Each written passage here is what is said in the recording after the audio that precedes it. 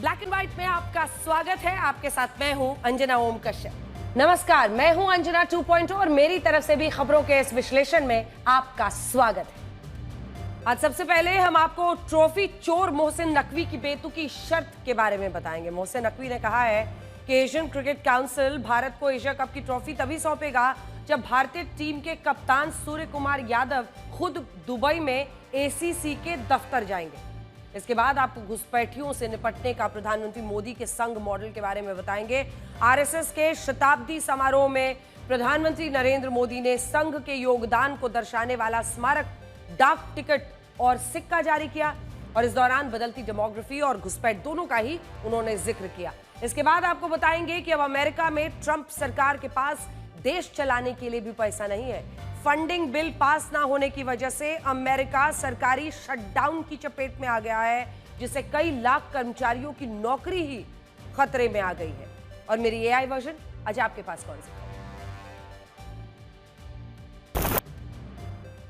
आज मैं कर्नाटक सरकार की एक नए टैक्स की तैयारी के बारे में बताऊंगी। बेंगलुरु में ट्रैफिक की समस्या को कम करने के लिए सरकार ऐसे लोगों से कंजेशन टैक्स वसूलने की तैयारी कर रही है जो कार में अकेले यात्रा करते हैं।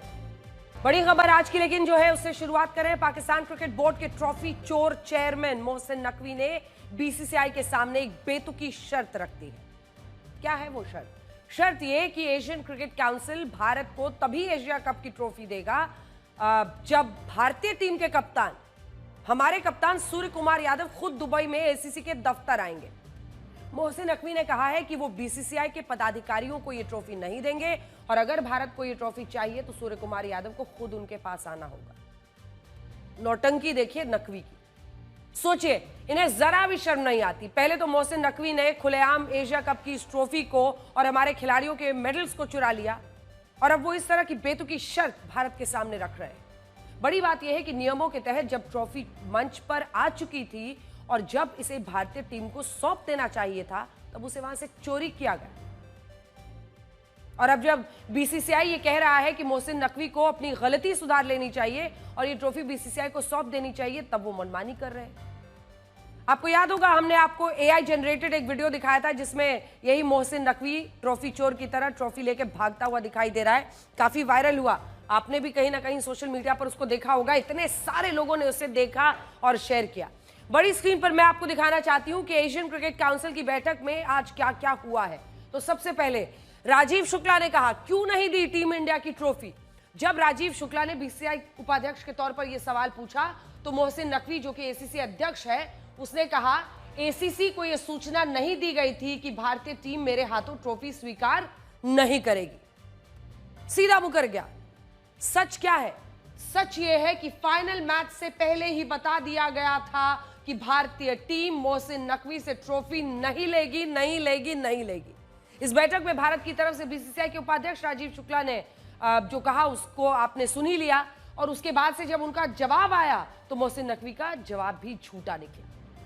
पहले खबरें आई राजीव शुक्ला ने ट्रॉफी के एसीसी दफ्तर में ना रखा जाए, ऐसा उन्होंने कहा। इसे आईसीसी दफ्तर में रखा जाए, भारत इस ट्रॉफी को आईसीसी ऑफिस से ले लेगा। यहां तक राजीव शुक्ला ने कहा कि एसीसी दफ्तर में नहीं, आप इसको आईसीसी दफ्तर में रख दीजिए, वहां से ये ट्रॉफी हम लोग ले लेंगे। मोहसिन नकवी ने कहा अगर भारतीय टीम को ट्रॉफी चाहिए तो उसके कप्तान वही एसकेवाई जिनके पीछे ये पड़े हुए हैं, जिन्होंने जबरदस्त तरीके से जवाब दिया है मैदान और मैदान के बाहर, उन्होंने कहा कि कप्तान को एसीसी दफ्तर आकर ही उसे लेना होगा। अगला पॉइंट, राजीव शुक्ला ने कहा मोहसिन नकवी ट्रॉफी को अपने पास नहीं रख सकते। जब उन्होंने बार बार सूर्य कुमार यादव के आने पर कहा तो राजीव शुक्ला ने स्पष्ट किया, कहा कि आप इसको अपने पास रखने की जिद नहीं कर सकते भाई। इस पर कहते हैं मोहसिन नकवी ट्रॉफी तो भारतीय कप्तान को खुद आकर ही लेनी होगी, मतलब वो भी अपनी बात पर अड़े हुए। पहले खबरें आई थी कि मोहसिन नकवी ने ट्रॉफी और भारतीय खिलाड़ियों के मेडल्स चुराने के लिए माफी मांगी है, लेकिन अब इस माफी को लेकर मोहसिन नकवी का एक नया स्पष्टीकरण आया है। वो ये कह रहे हैं कि फाइनल वाले दिन प्रेजेंटेशन सेरेमनी में जो कुछ हुआ उसके लिए उन्हें कोई पछतावा नहीं है। वो ये भी कह रहे हैं कि उन्होंने किसी भी तरह की माफी नहीं मांगी है। उनका कहना है कि अगर भारत को ये ट्रॉफी चाहिए तो वो दुबई में एशियन क्रिकेट काउंसिल के दफ्तर आकर ये ले सकता है और यही माफी मांगने का, उनका माफी मांगने का कोई सवाल नहीं है। हालांकि बीसीसीआई के सूत्रों ने हमें बताया है कि मोहसिन नकवी ने एशियन क्रिकेट काउंसिल की बैठक में यह कहा कि प्रेजेंटेशन सेरेमनी में जो अव्यवस्था और देरी हुई उसके लिए वो सभी सदस्य देशों के क्रिकेट बोर्ड से माफी चाहते हैं, लेकिन भारत को जो ट्रॉफी नहीं सौंपी गई और हमारी ट्रॉफी को चुरा लिया गया उस पर मोहसिन नकवी को कोई पछतावा नहीं है। अब इस पूरे विवाद के बाद कुछ सवाल ऐसे हैं जिनका जवाब हर कोई जानना चाहता है। इनमें पहला सबसे बड़ा सवाल तो यही है कि इस वक्त एशिया कप की ट्रॉफी है कहां? तो इसका जवाब यह है कि ये ट्रॉफी दुबई में एशियन क्रिकेट काउंसिल के दफ्तर में इस वक्त भी रखी हुई है। दूसरा सवाल यह है कि क्या भारत को ये ट्रॉफी मिलेगी या नहीं मिलेगी? तो इसका जवाब यह है कि भारत को ये ट्रॉफी जरूर मिलेगी और मोहसिन नकवी इसे ज्यादा दिन अपने पास नहीं रख सकते। मोहसिन नकवी बार बार इसी बात को दोहरा रहे हैं कि अगर भारत को ये ट्रॉफी चाहिए तो भारतीय टीम के कप्तान सूर्य कुमार यादव खुद आकर ये ले सकते हैं, और वो ऐसा सिर्फ इसलिए कह रहे हैं ताकि कल को अगर आईसीसी इसमें दखल दे तो वो ये कह सकते हैं कि उन्होंने कभी भी भारतीय टीम को इस ट्रॉफी को ले जाने से नहीं रोका था। तीसरा सवाल, अब भारत क्या कर सकता है? तो ऐसे मामले में भारत के पास 3 बड़े विकल्प हैं। हम एशियन क्रिकेट काउंसिल से मोहसिन नकवी को हटाने की मांग कर सकते हैं, दूसरा आईसीसी में उनके खिलाफ शिकायत कर सकते हैं, और तीसरा कुछ मीडिया रिपोर्ट्स में दावा है कि अगर बीसीसीआई चाहे तो वो मोहसिन नकवी के खिलाफ दुबई पुलिस को भी शिकायत दे सकता है। हालांकि हमारे सूत्रों का कहना है कि फिलहाल बीसीसीआई ऐसा कुछ नहीं करेगा और बीसीसीआई को यह पूरा भरोसा है कि मोहसिन नकवी को आज नहीं तो कल ये ट्रॉफी तो हमें सौंपनी ही होगी, और इस मामले में मोहसिन नकवी जितना वक्त लेंगे उससे उनकी और पाकिस्तान की और बेइज्जती होगी। और ये बात हम नहीं कह रहे हैं, बल्कि ये बातें पाकिस्तान के लोग, पाकिस्तान के पूर्व खिलाड़ियों की तरफ से कही जा रही है। पाकिस्तान के पूर्व क्रिकेटर जो जहर उगलते थे भारत के खिलाफ, पहलगाम में जो आतंकी हमला पाकिस्तान ने कराया था उस मुद्दे पर भारत के खिलाफ, कश्मीर के मुद्दे पर भी खूब जहर उगलते हैं, अब वो ही भड़क गए हैं मोहसिन नकवी पर। पाकिस्तान के पूर्व क्रिकेटर शाहिद अफरीदी ने कहा है कि मोहसिन नकवी को या तो पाकिस्तान के क्रिकेट बोर्ड की जिम्मेदारी छोड़ देनी चाहिए या पाकिस्तान में आंतरिक मामलों का मंत्री पद छोड़ देना चाहिए। अफरीदी का क्या कहना है कि मोहसिन नकवी एक वक्त में ये दोनों जिम्मेदारियां नहीं संभाल सकते, और ये बात बिल्कुल सही है। आप खुद सोचिए, ये आदमी पाकिस्तान का गृह मंत्री है, पाकिस्तान में इतने बड़े हमले हो रहे हैं, विरोध प्रदर्शन में लोगों की जानें जा रही है, ये शख्स दुबई में भारत की ट्रॉफी पर कुंडली मारकर बैठा हुआ है। असल में दुनिया इस शख्स को मोहसिन नकवी कहती है, लेकिन हम इसे मोहसिन नकली कहना चाहते हैं। और सोचिए, नकवी नहीं नकली है। सोचिए कि आपको ऐसा नहीं लगता कि इसने ये जो ट्रॉफी चुराई उसके पीछे पाकिस्तान के सेना प्रमुख और super PM general Asim Munir है। पाकिस्तान में ऐसा माना जाता है कि आसिम मुनीर की पसंद पर ही शहबाज शरीफ ने मोहसिन नकवी को पाकिस्तान का गृह मंत्री बनाया था, और इस वक्त भी मोहसिन नकवी लगातार शहबाज शरीफ और जनरल आसिम मुनीर के संपर्क में रहता है। इसीलिए सोचिए, जब पाकिस्तान की सरकार का मंत्री ही हमारी ट्रॉफी चुरा कर बैठा हो, कुंडली मारकर बैठा हो, तो ऐसा क्यों नहीं हो सकता कि इसके पीछे पाकिस्तान के प्रधानमंत्री शहबाज शरीफ, सेना प्रमुख जनरल आसिम मुनीर हो? अब जरा सोचिए, पाकिस्तान के मीडिया को सुनिए जो ये कह रहा है कि भारत ट्रॉफी चोर के इल्जाम में मोहसिन नकवी को गिरफ्तार भी करवा सकती है। जिस टीम के बड़े बड़े खिलाड़ी ऑन रिकॉर्ड, ऑन मैदान ऐसी ऐसी नफरती बातें बोल चुके हैं, जो क्रिकेट को जिहाद तक कह चुके हैं, जो भारत के खिलाफ कश्मीर के मुद्दे पर जिहाद तक क्रिकेट को कह चुके हैं, वो हमें बता रहे हैं कि जहर क्या होता है और क्रिकेट को जहरीला बनाना क्या होता है। बहरहाल एक से एक खिलाड़ी है वहां के, एक से एक कमेंटेटर है, लेकिन मोहसिन नकवी पर जो मेहरबानी रही है ये हम आपको आज बताना चाहते हैं। यह आशंका है कि कहीं मोहसिन नकवी प्रधानमंत्री शहबाज शरीफ और सेना प्रमुख जनरल मुनीर के कहने पर तो इस ट्रॉफी पर कुंडली मारकर नहीं बैठे हैं, और ये कहने की वजह क्या है? ये मोहसिन नकवी का पूरा लेखा जोखा है, जिसमें आप इन सभी किरदारों को देख सकते हैं और ये भी समझ सकते हैं कि मोहसिन नकवी की छवि ऐसे नेता की है जो अपने सारे काम किसी के निर्देश पर करता है, और यहां भी हो सकता है कि उन्होंने किसी के कहने पर इस ट्रॉफी को चुरा कर अपने पास रखा है। 2023 में पंजाब प्रांत के कार्यवाहक सीएम बनाने की सिफारिश हमजा शरीफ ने की। शहबाज शरीफ के बेटे हैं हमजा शरीफ, और उन्होंने ये सिफारिश की। आपको पता है, पेशे से एक वक्त पर पत्रकार था, पत्रकार होने के कारण शरीफ परिवार और मुनीर के करीबी रहा। तो ये जो शख्स है मोहसिन नकवी, जिसका नाम है, जिसकी हम चर्चा कर रहे हैं, जिसकी पूरी हम आपको लेखा जोखा दे रहे हैं, दरअसल पत्रकार था और पत्रकार रहते हुए ये शरीफ परिवार के बहुत करीबी माना जाता था। यहां पर जूम इन कीजिए। ये पत्रकार होने के कारण शरीफ परिवार और मुनीर दोनों परिवारों के बहुत करीबी माना जाता था। आसिम मुनीर से ये लोगों को मिलवाता था, यानी ये एक लाइजनिंग भी एक तरह का करने लगा और जो पावरफुल लोग थे जो पाकिस्तान के लिए फैसले ले रहे थे उनसे वो आसिम मुनीर को मिलवाता था। 2024 में संसदीय चुनाव में 1 महीने पहले पीसीबी चेयरमैन का चुनाव जीत जाता है। मतलब चुनाव होने वाले हैं, उससे 1 महीने पहले इसको पीसीबी का चेयरमैन, पाकिस्तान क्रिकेट बोर्ड का चेयरमैन बना दिया जाता है। अब संकेत साफ है, शरीफ परिवार से इसकी नजदीकी, आसिम मुनीर का इस पर आशीर्वाद, और यही 2 लोग थे जो इसको पीसीबी का चेयरमैन बनाने में सबसे इंपॉर्टेंट लोग माने जाते हैं। और इसीलिए हम कह रहे हैं कि लिंक बिल्कुल साफ है। शहबाज शरीफ और भुट्टो की पार्टी ने प्रत्याशी नहीं उतारा। मार्च 2000 जब ये चुनाव लड़ा, ये माफ कीजिएगा, ये जो पीसीबी का चुनाव लड़ा, तो दोनों ही, चाहे शहबाज शरीफ हो चाहे भुट्टो परिवार हो, आप सोचिए कि सभी परिवारों में आर्मी चीफ से सबसे अच्छा बनाकर रखता था पेशे से पत्रकार मोहसिन नकवी। और फिर जब शहबाज शरीफ और भुट्टो की पार्टी ने किसी को खड़ा ही नहीं किया तो पीसीबी का चेयरमैन पाकिस्तान में ये मोहसिन नकवी, जो तब तक एक पत्रकार था, वो अचानक पीसीबी का चेयरमैन बन गया। मार्च 2024 में मुनीर ने गृह मंत्री बनाने की सिफारिश कर दी। आसिम मुनीर ने बोला कि लो, शुरुआती दिनों में तुमने यहां वहां इतना काम मेरा किया, दे दी इसको सौगात, और इसको गृह मंत्री बना दिया गया। पत्रकार टू पीसीबी चेयरमैन टू सीधा गृह मंत्री। नकवी शहबाज शरीफ और मुनीर के संपर्क में रहता है। क्या ट्रॉफी चोर नकवी का रिमोट शरीफ और मुनीर के हाथ में है? यही हम आपको आज बताना चाह रहे थे, क्योंकि ये तस्वीर साफ है। जो शख्स ही पत्रकारिता से पीसीबी का चेयरमैन बनता है, फिर गृह मंत्री बन जाता है वो पाकिस्तान का, उस पे मेहरबानी थी सिर्फ शहबाज शरीफ और आसिम मुनीर की।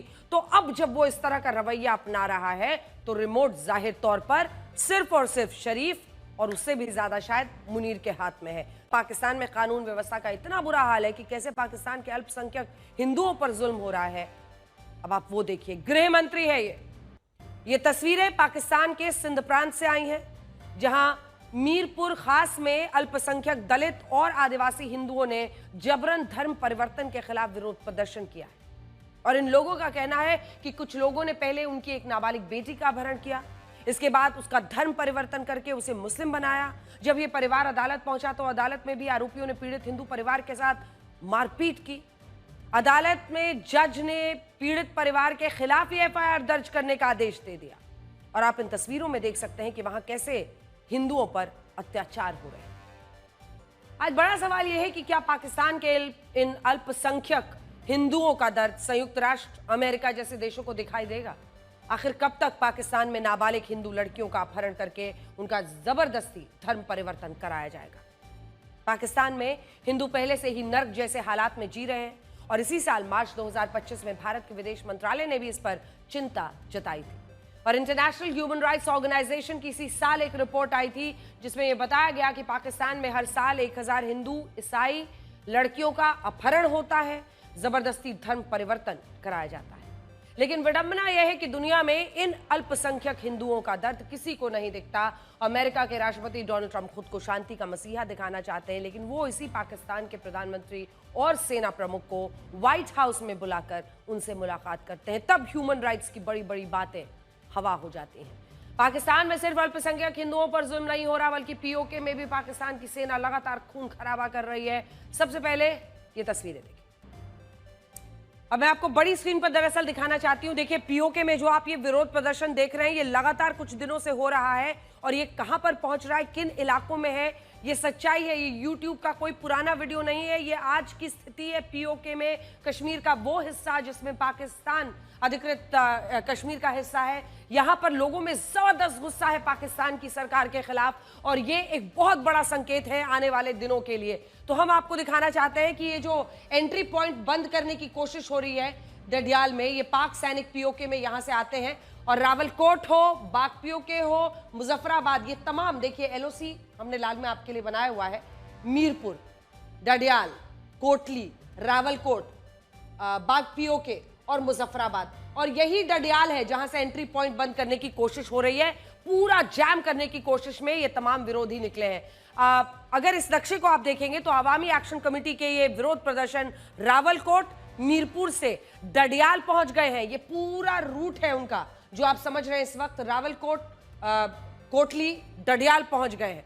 वहां लोगों ने डडियाल एंट्री पॉइंट पर रास्ते को बंद करने की कोशिश की है। ये वही एंट्री पॉइंट है जहां से पाकिस्तानी सैनिक पीओके के इन इलाकों में आते हैं और अब इसे ही बंद करने की कोशिशें हो रही हैं। गुस्सा देखिए, प्रदर्शनकारियों ने यह भी चेतावनी दी है कि अगर पीओके में इंटरनेट और मोबाइल सेवाओं को बहाल नहीं किया जाता है, जिसे फिलहाल वहां पर डर कर पाकिस्तान सरकार ने रोक दिया है, तो सभी कम्युनिकेशन टावर्स को ध्वस्त कर देंगे। सबसे बड़ी बात यह है कि जिस रावलकोट को पहले पाकिस्तान की आईएसआई का गढ़ माना जाता था, ये कहा जाता था कि आईएसआई यहां आतंकवादी कैंप्स को मदद पहुंचाती है रावलकोट में, अब उसी रावलकोट में पाकिस्तानी सरकार के खिलाफ विद्रोह की आग भड़की हुई है। और आज भी पीओके में यह ऐलान हुआ है कि सभी प्रदर्शनकारी मुजफ्फराबाद पहुंचेंगे। मुजफ्फराबाद से पाकिस्तानी सरकार को आखिरी चेतावनी दी जाएगी। तो आप समझ सकते हैं कि पीओके पाकिस्तान से संभल नहीं रहा और अब वहां कुछ बड़ा करने की तैयारी हो रही है। आपको यह बताते हैं कि क्या अमेरिका के राष्ट्रपति डोनाल्ड ट्रंप ने इजराइल को धोखा दिया है। वजह क्या है? व्हाइट हाउस ने इजराइल के प्रधानमंत्री बेंजामिन नेतन्याहू की कुछ नई तस्वीरें जारी की, जिनमें वो फोन पर कतर के प्रधानमंत्री से माफी मांग रहे हैं। आप अगर इन तस्वीरों को ध्यान से देखेंगे तो इनमें राष्ट्रपति डोनाल्ड ट्रंप के पास एक लैंडलाइन फोन दिख रहा है, जबकि इसका रिसीवर प्रधानमंत्री नेतन्याहू ने अपने कान पर लगाया हुआ है। फोन किसकी गोद में है? डोनाल्ड ट्रंप की गोद में। रिसीवर है नेतन्याहू के हाथ में। व्हाइट हाउस ने बताया कि ये उसी वक्त की तस्वीरें हैं। व्हाइट हाउस ने ही ये तस्वीर जारी की और बताया कि उस वक्त की तस्वीरें हैं जब प्रधानमंत्री नेतन्याहू ने कतर के प्रधानमंत्री शेख मोहम्मद बिन अब्दुल रहमान अल थानी को राष्ट्रपति ट्रंप के साथ बैठकर फोन किया, उनसे दोहा में पिछले महीने हुए इजरायली हमले के लिए माफी मांगी। और यह माफीनामा भी प्रधानमंत्री नेतन्याहू को एक कागज पर लिख कर दिया गया था और वो इसको पढ़ रहे थे। आपको उनके सामने एक पेपर भी दिख रहा होगा। वो इसे पढ़कर फोन पर कतर के प्रधानमंत्री से माफी मांग रहे थे। देखिए,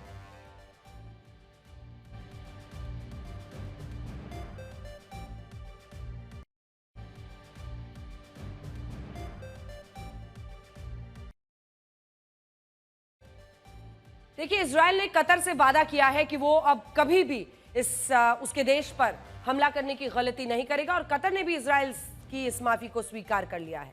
आज बड़ा सवाल यह है कि आखिर इजराइल के प्रधानमंत्री नेतन्याहू इस माफी के लिए तैयार कैसे हो गए और क्या इजराइल अब दबाव में आ गया है?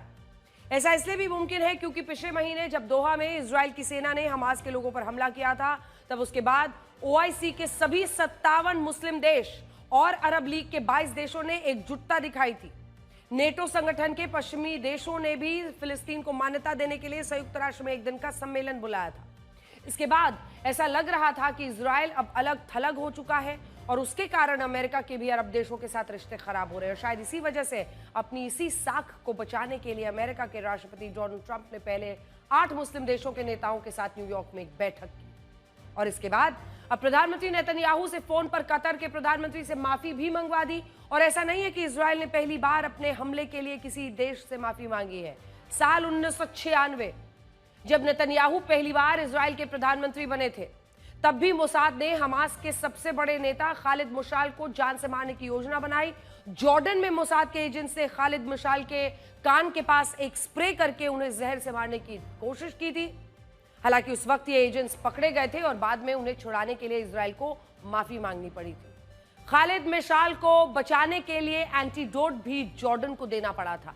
इसके अलावा साल 2010 इजराइल ने गाजा में राहत सामग्री पहुंचाने वाले तुर्की के एक जहाज पर हमला किया और उस वक्त भी तत्कालीन राष्ट्रपति बराक ओबामा के कहने पर इजराइल को तुर्की से माफी मांगनी पड़ी थी और इस हमले में मारे गए तुर्की के लोगों को मुआवजा भी इजराइल ने दिया था।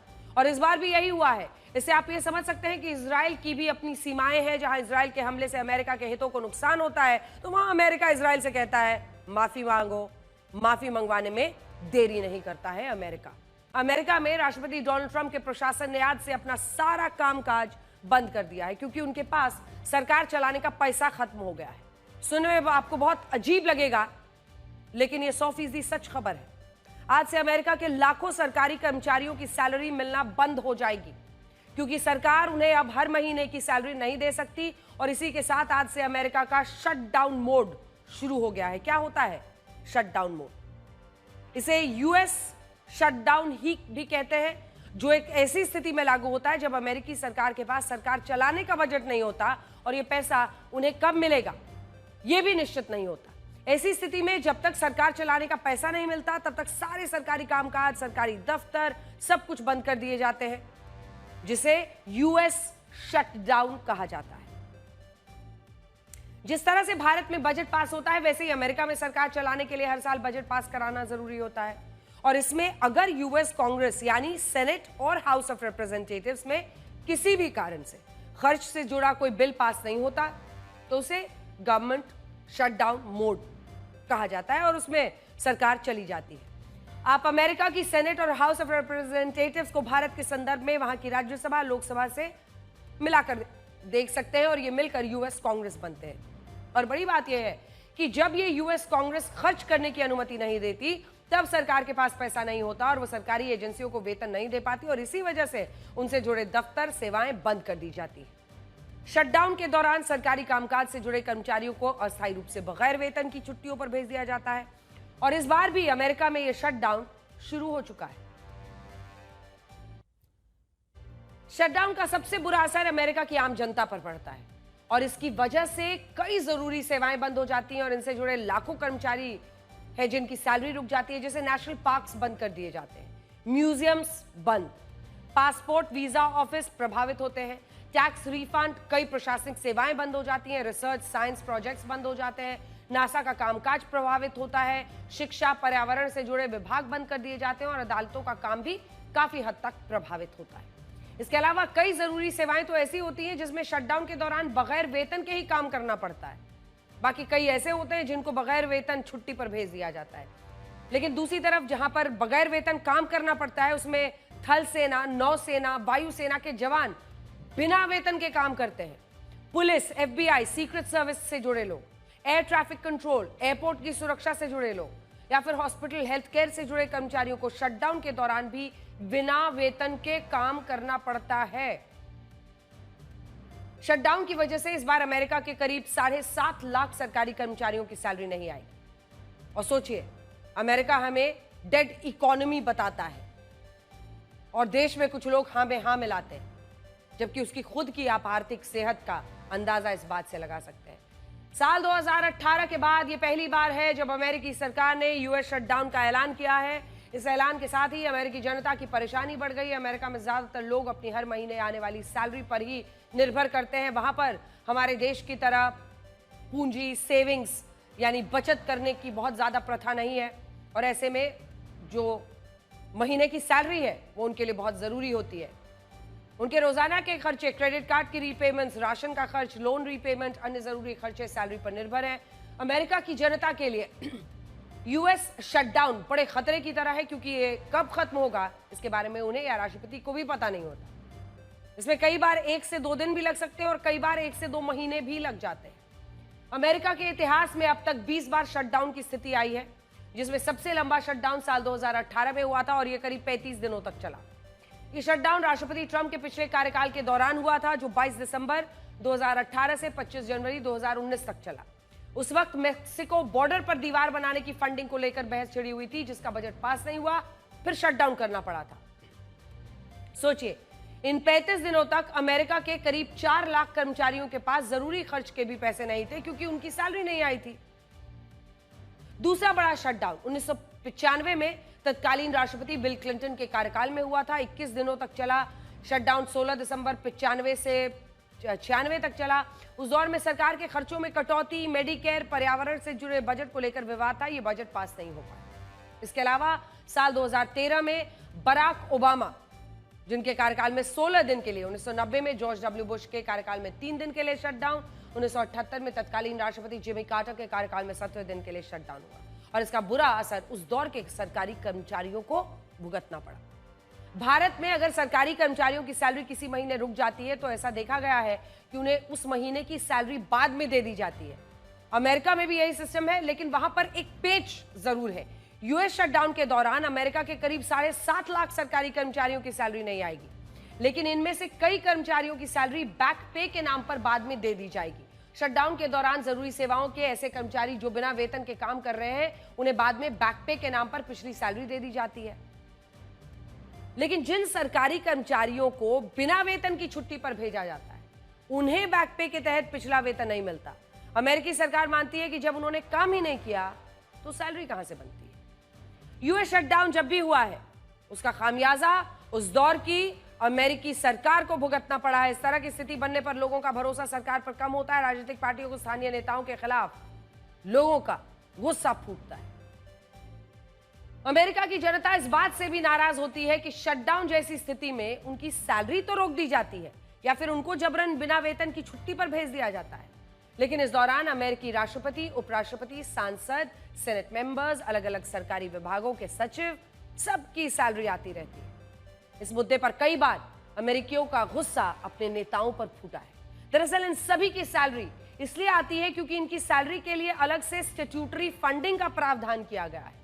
इनकी सैलरी हर साल बजट पास होने या ना होने पर टिकी ही नहीं है। भारत के घुसपैठियों के खिलाफ प्रधानमंत्री मोदी का संघ मॉडल क्या है?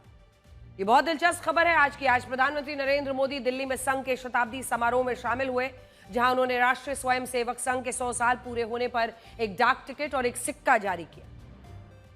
इसमें सिक्के के एक तरफ सत्यमेव जयते और भारत इंडिया लिखा है और दूसरी तरफ भारत माता और संघ कार्यकर्ताओं की आकृति उकेरी गई और उनके साथ में लिखा है राष्ट्रीय स्वयंसेवक संघ के 100 वर्ष। एक बार फुल स्क्रीन दिखा दीजिए। ये देखिए, एक तरफ एम्ब्लेम और दूसरी तरफ इस पर भारत और इंडिया और 100 रुपया भी लिखा है। और वहीं दूसरी तरफ आप देखेंगे पहली बार भारत के इतिहास में भारत मां की तस्वीर लगी है और संघ के कार्यकर्ताओं की। इस डाक टिकट और सिक्के को जारी करने के बाद प्रधानमंत्री मोदी ने 2 बड़ी बातें कही हैं। पहली बात यह है कि संघ और उसके स्वयंसेवकों का एक ही उद्देश्य है, राष्ट्र प्रथम। और दूसरी बात यह कि संघ के पास एक ऐसा रोड मैप है जिससे घुसपैठियों की चुनौती से निपटा जा सकता है। सुनिए। सामाजिक समरसता को आज डेमोग्राफी में बदलाव के षड्यंत्र से घुसपैठियों से भी बड़ी चुनौती मिल रही है। ये हमारी आंतरिक सुरक्षा और भविष्य की शांति से भी जुड़ा हुआ प्रश्न है। हमारी एकता को तोड़ने की साजिशें, डेमोग्राफी में बदलाव के षड्यंत्र। एक प्रधानमंत्री के नाते मैं नम्रतापूर्वक कहूंगा कि मुझे बहुत संतोष है कि हमारी सरकार इन चुनौतियों से तेजी से निपट रही है।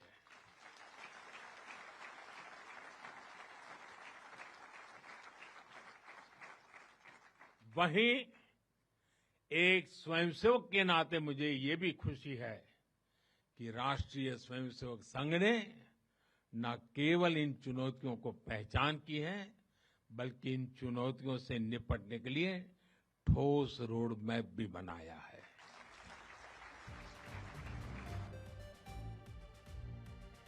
प्रधानमंत्री को आप सुन रहे थे। आज हर कोई ये जानना चाहता है कि घुसपैठियों से निपटने का संघ मॉडल क्या हो सकता है। तो संघ के पास पूरे भारत में 1 करोड़ से ज्यादा कार्यकर्ता हैं, जिनकी जिला, तालुका, ग्रामीण स्तर पर बहुत मजबूत पकड़ है। और ये स्वयंसेवक घुसपैठियों की पहचान में पुलिस प्रशासन की मदद कर सकते हैं। चूंकि जमीन पर उनकी इतनी मौजूदगी होती है, वो लोगों से संपर्क में रहते हैं, हमेशा उनसे मिलते जुलते रहते हैं। RWA जो अलग अलग रेसिडेंट वेलफेयर एसोसिएशन है, उनके साथ वो हमेशा संपर्क में रहते हैं। अपना सुबह का जो उनका अभ्यास होता है वो करते हैं, जिसमें कई लोग शामिल होते हैं, तो लगातार संपर्क में होते हैं। उनके लिए किसी नए व्यक्ति को अगर वो अवैध घुसपैठिया है तो उसको पहचानना आसान होगा। और उनकी इंफॉर्मेशन गैदरिंग भी बहुत मजबूत रहती है, क्योंकि वो लगातार लोगों से संपर्क में रहते हैं। तो अगर कोई नया या कुछ नए लोग किसी दूसरे देश से आकर बसे हैं तो उनको जानकारी सबसे पहले मिलती है। और संघ ने बार बार इस बात को दोहराया कि घुसपैठियों के खिलाफ देश की मजबूत नीति और कानून होना चाहिए। आज प्रधानमंत्री मोदी ने भी इस बात को कह दिया कि उनके पास घुसपैठियों के खिलाफ संघ का रोड मैप है। आपको वो तस्वीरें और दृश्य दिखाते हैं जिनकी सबसे ज्यादा चर्चा हो रही है। आपने उत्तर प्रदेश के मुख्यमंत्री योगी आदित्यनाथ का अपराधियों, उपद्रवियों, दंगाइयों पर सख्त एक्शन वाला रूप जरूर देखा होगा, लेकिन आज आपको हम उनका एक दूसरा रूप दिखाना चाहते हैं।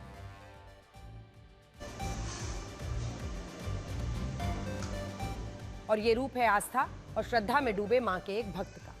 हर साल नवरात्रि में मातृशक्ति के प्रति मुख्यमंत्री योगी की अटूट श्रद्धा और सम्मान की भावना नजर आती है। इस बार भी शारदीय नवरात्र की नवमी तिथि पर गोरक्षपीठ की परंपरा के अनुसार सीएम योगी ने कन्या पूजन किया। गोरखनाथ मंदिर में आयोजित कन्या पूजन कार्यक्रम में उन्होंने गोरक्षपीठाधीश्वर के रूप में कन्याओं के पांव पखारे, उनका विधि विधान से पूजन किया, चुनरी ओढ़ाई और आरती उतारी। उसके बाद कन्याओं को अपने हाथों से भोजन परोसा, उन्हें दक्षिणा और उपहार देकर उनका आशीर्वाद भी लिया।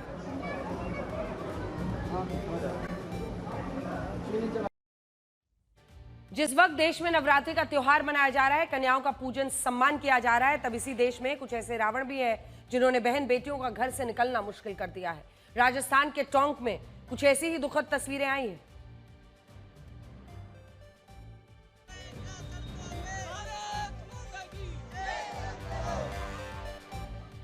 जहां एक 13 साल की छात्रा ने आरोप लगाया कि कुछ लड़के उसे महीने भर से परेशान कर रहे हैं और वो कोचिंग से आते जाते उसे छेड़ते हैं। ये लोग उस पर धर्म परिवर्तन का भी दबाव बना रहे हैं। ऐसा ना करने पर तेजाब फेंकने की धमकी दे रहे हैं। छात्रा का कहना है कि पिछले हफ्ते उन्होंने उसका पीछा करते हुए हाथ पकड़ लिया और उसके साथ में बदतमीजी की। तो उन्होंने मुझे रोका और धमकी देने लगे। क्या बोला? उन्होंने मुझे बोला कि तेरा धर्म परिवर्तन करा देंगे, तेरे से निकाह कर लेंगे, तो और बोला कि तू नहीं मानी तो तेरे पे एसिड डोल देंगे। नाबालिग से छेड़खानी के मामले में पुलिस ने मुख्य आरोपी ताहिर और फाइज को गिरफ्तार कर लिया है। 3 और आरोपियों को पुलिस तलाश रही है। आरोपियों ने छेड़खानी का विरोध करने पर कोचिंग संचालक पर जानलेवा हमला भी किया था। उस वक्त आरोपी हथियारों के साथ पहुंचे थे। घटना के बाद से टोंक में लोगों में काफी गुस्सा था। लोगों ने आरोपियों की गिरफ्तारी के लिए प्रदर्शन भी किया। 2 आरोपियों को गिरफ्तार करने के बाद पुलिस ने पैदल परेड भी कराई। आपको फिलीपींस की तस्वीरें दिखाते हैं और जहां रिक्टर स्केल पर 6.9 लगभग 7 की तीव्रता से भूकंप ने भारी तबाही मचाई। इस भूकंप की वजह से वहां कई इमारतें ढह गई। 60 लोगों के मारे जाने की खबर है। भूकंप के तेज झटकों से फिलीपींस के सेबू प्रांत में अफरा तफरी मच गई। भूकंप के झटके इतने तेज थे कि कई इमारतें पूरी तरह ढह गईं और कई लोग मलबे में दब गए। अभी मरने वालों की संख्या बढ़ने की आशंका है क्योंकि कई लोग लापता हैं। फिलीपींस में भूकंप का खतरा हमेशा बना रहता है क्योंकि ये प्रशांत महासागर के रिंग ऑफ फायर पर स्थित है, जहां टेक्टोनिक प्लेटों की गतिविधियां बार बार भूकंप और ज्वालामुखी विस्फोट की वजह बनती हैं। और अब आप देखिए कि टीम इंडिया के ओपनिंग बल्लेबाज यशस्वी जायसवाल ने मात्र 23 साल की उम्र से में बड़ी उपलब्धि हासिल की है। उन्हें मशहूर टाइम मैगजीन की 100 हस्तियों में शामिल किया गया है। वो इस साल टाइम की 100 उभरती हस्तियों में शामिल होने वाले एकमात्र क्रिकेटर हैं। उन्होंने सोशल मीडिया पर इसकी जानकारी साझा की और इस पर खुशी जाहिर करते हुए लिखा कि ये मुझे याद दिलाता है कि मैं कितना दूर आ गया हूं और कितना आगे जाना है। यशस्वी जायसवाल भारत के उभरते खिलाड़ियों में से एक है। वो अब टेस्ट टीम का अहम हिस्सा बन चुके हैं। इसके अलावा वनडे और T20 में भी टीम के लिए शानदार प्रदर्शन कर चुके हैं। हालांकि एशिया कप में वो T20 टीम का हिस्सा नहीं थे, लेकिन 2 अक्टूबर से वेस्ट इंडीज के साथ होने वाले टेस्ट मैच में खेलते नजर आएंगे। दरअसल टाइम मैगजीन की ये लिस्ट ऐसे उभरते हुए जो लीडर्स होते हैं, स्टार्स होते हैं, लीडर्स, इनोवेटर्स, कलाकारों, चेंज मेकर्स को पहचान देती है जो अभी मेन स्ट्रीम लाइन में नहीं है, लेकिन भविष्य में अपने अपने क्षेत्र में ये सबसे ज्यादा प्रभावशाली साबित हो सकते हैं। अब आपको पिछले हफ्ते बरेली में हुई हिंसा की कुछ नई तस्वीरें दिखाते हैं जो पुलिस ने ही जारी की हैं। पुलिस का कहना है कि इन दंगों की साजिश के लिए मस्जिदों का सहारा लिया गया था।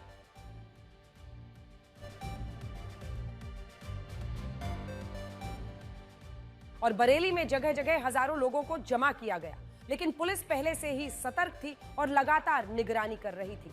पुलिस द्वारा जारी की गई ये तस्वीरें ड्रोन से ली गई हैं, जिनमें शहर का माहौल बिगाड़ने की साजिश साफ नजर आ रही है। पुलिस द्वारा जारी बरेली बवाल के ड्रोन फुटेज में नजर आ रहा है कि खलील तिराहे पर स्थित आला हजरत मस्जिद के पास नमाज के बाद लोगों ने प्रोटेस्ट किया। उन्होंने इस्लामिया ग्राउंड जाने का प्रयास किया। पुलिस के रोकने के बाद भी भीड़ लगातार आगे बढ़ने की कोशिश करती रही। इस दौरान लोगों ने पुलिस के साथ धक्का मुक्की की, जिसके बाद पुलिस को लाठीचार्ज करना पड़ा। पुलिस ने बताया कि मोहम्मद नदीम नाम का आरोपी पुलिस से लूटे गए हैंड वायरलेस सेट के जरिए पुलिस की गतिविधियों पर नजर रख रहा था। साजिश के तहत एक के बाद एक 6 स्थानों पर हिंसक प्रदर्शन किए गए। प्रशासन अब वीडियो के आधार पर दोषियों की पहचान कर कार्रवाई कर रहा है। कल दशहरा है। हर साल की तरह इस बार भी हमारा देश दशहरे के मौके पर 10 सिर वाले रावण को जलाकर विजयादशमी मनाएगा और यह संदेश दिया जाएगा कि बुराई कितनी भी शक्तिशाली हो, लेकिन अच्छाई को उस पर हमेशा विजय मिलती है। लेकिन आज हम आपसे कुछ कहना चाहते हैं। अगर आप इस बार के दशहरे को प्रासंगिक और व्यावहारिक बनाना चाहते हैं तो त्रेता युग के रावण को नहीं, बल्कि कलयुग के रावण को खत्म कीजिए। और ये कलयुग का रावण कैसा दिखता है और इसके 10 सिर किन 10 बुराइयों के बारे में बताते हैं, मैं आपको आज बड़ी स्क्रीन पर जरा दिखाना चाहती हूं। क्योंकि अक्सर इस तरह की बातें हम चुनावी शोरगुल में, राजनीति की बातों में भूल जाते हैं। ये एक AI जनरेटेड वीडियो है जो इस वक्त आप स्क्रीन पर देख रहे हैं, लेकिन हम बात करेंगे ये त्रेता युग का नहीं, बल्कि आज का रावण है, जिसमें इसका एक सिर भ्रष्टाचार, रिश्वतखोरी की बुराई के बारे में बताता है। ये जो बीचों बीच आप देख रहे हैं, ये देखिए, सबसे पहले भ्रष्टाचार, रिश्वतखोरी, उसके बाद इधर आइए प्रदूषण, जिससे मुक्ति चाहिए। दूसरा प्रदूषण है, सिर वाला जो रावण है। तीसरा गरीबी और असमानता, ये आज भी एक बड़ी लड़ाई है इस देश के लिए, एक बड़ा संघर्ष है। तीसरा सिर, ये जो आप देख रहे हैं यहां पर, खराब शिक्षा व्यवस्था, शिक्षा व्यवस्था को दुरुस्त करना है। क्यों नहीं हो सकता? अगर एक एक विधायक, एक एक सांसद ये तय कर ले कि उसे अपने इलाके में एक स्टेट ऑफ द आर्ट बेहतरीन स्कूल चलाना है, अपने बच्चों को भी सरकारी स्कूल में ले जाकर पढ़ाए, परिस्थिति बदल सकती है। स्मार्टफोन, सोशल मीडिया की लत, टाइम बांधिए कि कितनी देर आपको टीवी, किसी स्क्रीन पर रहना है, क्योंकि हम उस डिजिटल, जिसको कहते हैं टॉक्सिसिटी, से इतने ज्यादा भर गए हैं कि हमें सही गलत बात करने का तरीका, नहीं करने का तरीका सब भूल गए हैं। वो लकीर ही मिटती चली जा रही है। आप अच्छे जाने माने लोगों की भाषा देखिए सोशल मीडिया पर, मतलब अबे तबे की भाषा, बड़े बड़े पढ़े लिखे लोग लिखते हैं, अबे ये किसने किया रे, इस तरह की भाषा पर हम पहुंच गए हैं। तो हमारी जो सेंसिटिविटी है एक दूसरे के सम्मान को लेकर, वो कैसे धरातल पर पहुंच गई है, उसको देखने की जरूरत है। महिला अपराध, ये वो रावण है जिसे मिलकर मारना होगा। ये समझना होगा कि हमें इसके लिए सख्त कदम उठाने हैं। इसमें हर राजनीतिक पार्टी को यह सोचना बंद करना होगा कि ये मेरा नेता, ये तेरा नेता, तेरा नेता तो बुरा हुआ, मेरा नेता तो चुप हो जाओ। अगला, पेपर लीक। पेपर लीक वो रावण है जिसको लेकर आज के युवा बहुत चिंतित हैं। जूम इन करके पहुंचिए, क्योंकि सालों साल पढ़ते हैं, पेपर लीक रोकना ही पड़ेगा।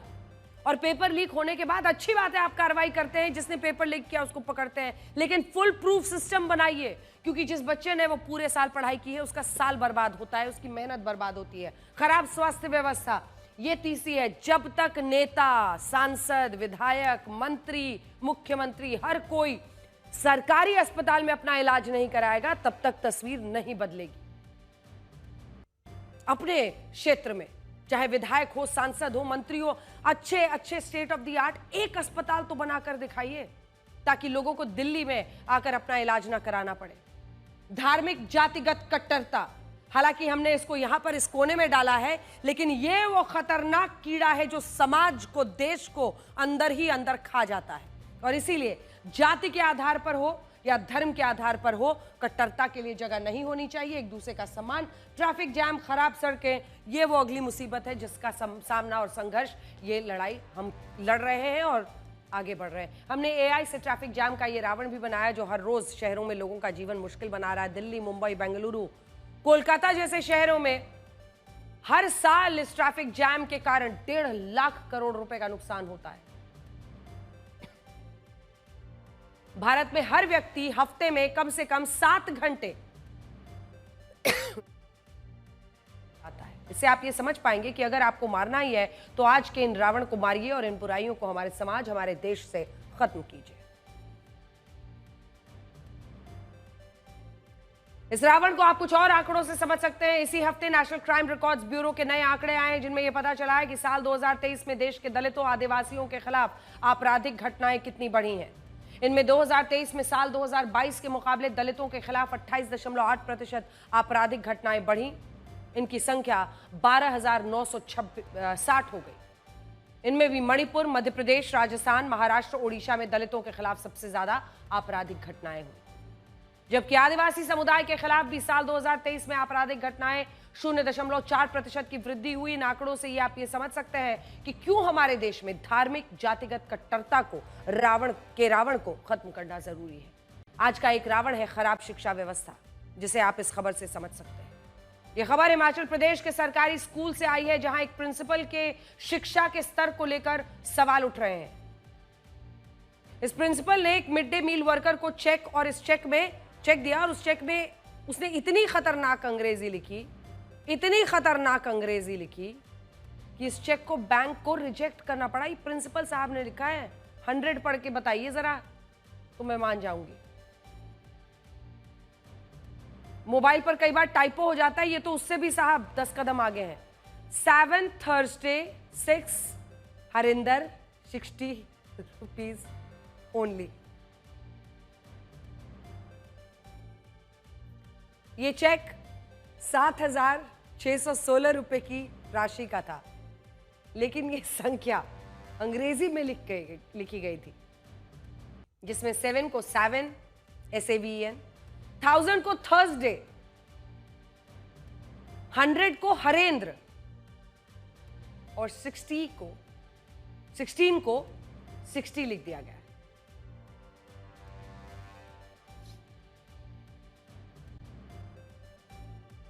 वैलेंटाइंस डे या फ्रेंडशिप डे की तरह मतलबी डे भी होना चाहिए। काफी लोग होते हैं विश करने के लिए। नमस्कार।